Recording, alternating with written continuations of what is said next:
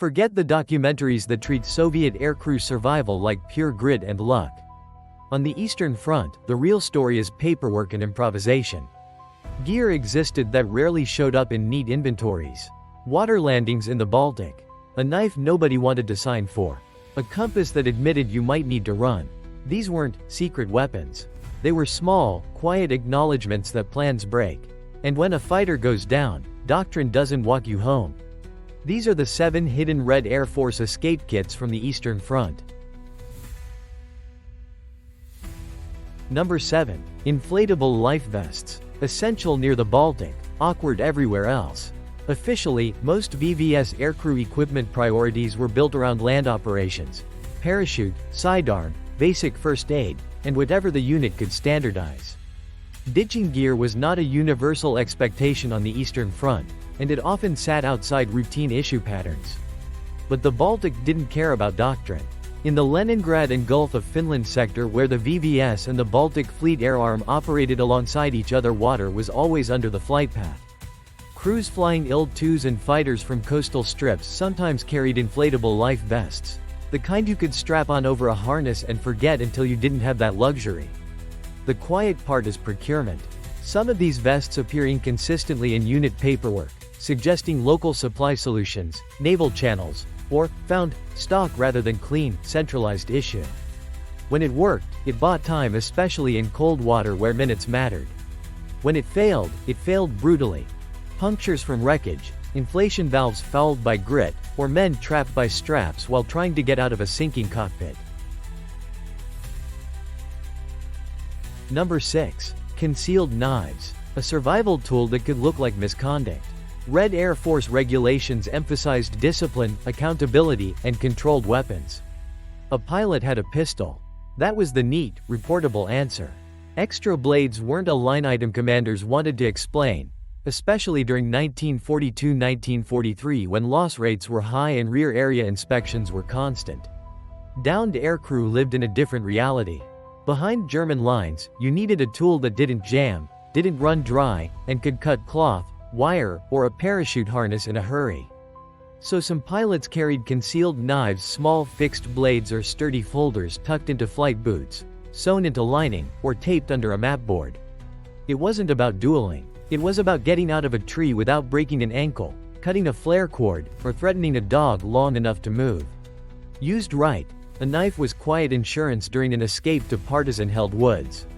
Used wrong, it could backfire, searches at checkpoints, questions from SMERSH on return, or a blade that escalated a capture into a beating. If you were flying in 1943, would you risk carrying it anyway? Number 5. Escape maps and compasses. Tools that admitted you might get lost and have to think. Officially, Soviet aircrew training leaned hard on route discipline and ground control. The message was simple. Fly the plan, follow vectors, don't improvise. A personal compass and an escape map quietly suggested something else: that control might vanish, and you'd be on foot. In practice, some units issued or locally produced cloth or thin paper maps, plus small compasses that could be hidden in a pocket. The 2nd Guards Mixed Aviation Division in Belarus in 1944 is a documented example where navigation aids mattered after forced landings and bailouts. Crews used them to steer toward friendly lines or partisan contacts instead of wandering into garrisons and roadblocks. The details weren't glamorous. Moving at dusk, avoiding rivers with bridges, using rail lines as handrails, and constantly recalculating because German-held villages weren't frontline, they were everywhere. When it worked, a compass turned panic into a direction and shortened the time exposed. When it failed quietly: outdated maps, magnetic deviation near wreckage, or a man so exhausted he walked the wrong bearing for hours and straight into a sweep. Number 4. Signal flares and die markers. A rescue call that could also betray you. The official expectation was that rescue was organized. Ground units recovered their own, and airmen avoided drawing attention. Signaling devices existed, but admitting you needed them meant admitting you might be alone, downed, and waiting. Yet some survival kits included flare pistols, pen flares, or die markers, especially where friendly aircraft could search and where rivers and marshes made pickup possible. In 1943, elements of the 3rd Air Army operating in the Belarus sector recorded dye used to mark location for air-assisted rescue. The logic was coldly practical. A small plume in a pond or bend of river could be seen from altitude far better than a waving arm, and a flare could punch through forest canopy gaps. The trade-off was risk. A flare could pull in a friendly PO-2 or it could pull in a German patrol. Dye could help a searching IL-4 crew spot you, or it could mark you like a pointer on a map. Successful use meant timing and concealment.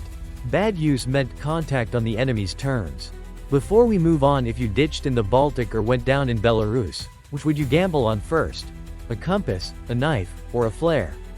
Tell us below. And subscribe if you want the non-myth version. The top 3 get even more personal. Number 3. Cold weather balaclavas and gloves. Warmth that ruined your hands when you needed them most. Uniform standards assumed you'd dress for the airfield and the cockpit, not for 3 nights in a tree line. Cold weather gear existed, issued seasonally, signed for, sometimes tied to theater needs, but it wasn't always treated as escape equipment. It was comfort, until it wasn't. On the Eastern Front, crews learned fast that frostbite is a tactical problem. A downed pilot with numb fingers can't work a pistol, undo a parachute harness, strike a match, or read a compass without dropping it. So men improvised. Balaclavas, wool caps, scarf wrapping, mittens with trigger slits, even extra socks pulled over hands. Mechanics quietly helped. Leather gloves got lined. Seams got reinforced with thread scavenged from parachute rigging.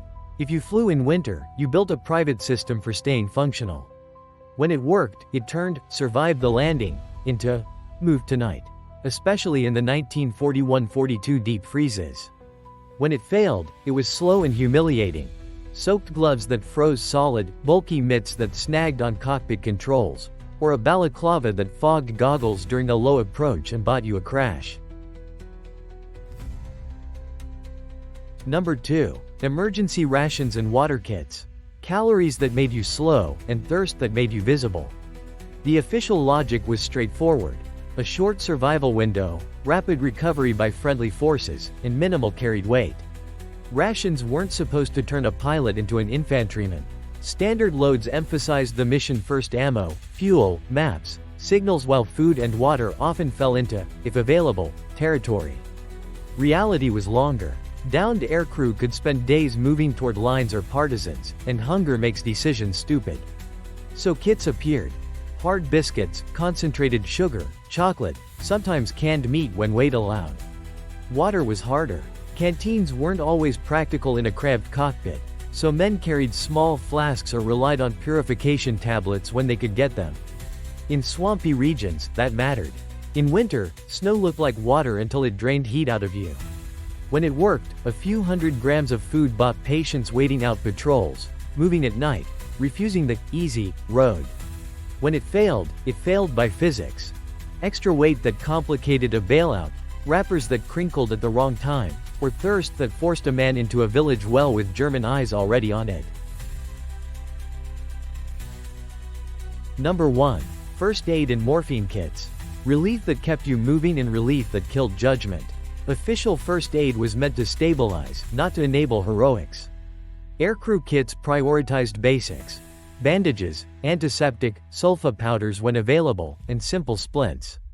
Controlled drugs, morphine syrettes or ampules, sat inside stricter rules, logged and accounted for, because pain relief is also a command problem. But after a hard landing, doctrine becomes anatomy. Broken ribs, burns, shrapnel, torn ankles from bad parachute drops. A pilot who can't stop bleeding can't evade. So crews assembled practical kits. Compresses tucked into flight suits, tourniquet material cut from webbing, iodine in small bottles, and whatever analgesic could be acquired. Sometimes that included morphine, officially issued or unofficially, borrowed, from medical stores. It wasn't romance. It was the cold arithmetic of mobility. When it worked, first aid kept a man conscious long enough to reach a partisan hut or cross a line at dusk. When it failed, it was the other edge. Morphine that dulled urgency, a bandage that hid infection, or a tourniquet left too long because shaking hands lost track of time. None of this gear was magical. It was small, human-scale engineering aimed at one problem: what happens after the plan collapses. Regulations tried to keep aircrew predictable, accountable, and easy to supply. Survival demanded the opposite: private choices, quiet modifications, and risks made without witnesses. If you want World War II history without simplification or mythology, subscribe. We'll keep following the details people usually skip because the details are where the real war lives.